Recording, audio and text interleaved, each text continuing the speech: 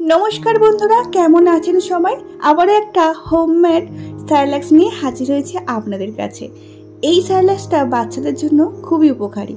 তো দেখতেই পাচ্ছেন এখানে চাল নিয়েছি, ডাল নিয়েছি 4 রকমের, তো আর আমন্ড নিয়েছি আর একটু নিয়েছি জিরে। তো এগুলোকে ভালোভাবে 6 থেকে 7 বার ওয়াশ করে নিতে হবে, যতক্ষণ না এই ঘোলা জলটা একদম কেটে যায়। একদম পরিষ্কারভাবে ধুয়ে নিতে হবে। তবে জিরেটা পরে দিলে ভালো হয়, জিরেটা কিন্তু এই জলের সাথে একদম পড়ে গিয়েছিল, তো আমি পরে আবার জিরেটা অ্যাড করেছিলাম।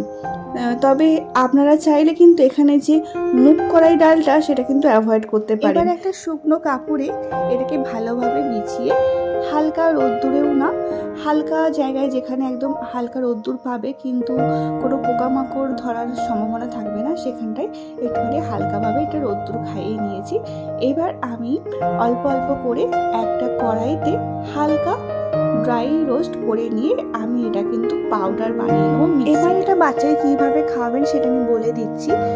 একটা প্যানে জল নেবেন, জলে বাচ্চার পরিমাণ মতো 2 চামচ 3 চামচ এই পাউডারটা দিয়ে হালকা একটুখানি ফুটিয়ে নেবেন যাতে ব্যাটারটা সুন্দর হয়। এটা কিন্তু অবশ্যই ফুটিয়ে খাওয়াতে হবে, যেহেতু এটা যেহেতু ভারী খাবার, তো আপনারা এটা দুপুরে লাঞ্চে অথবা ডিনারেও আপনারা সার্ভ করতে পারেন বাচ্চাকে।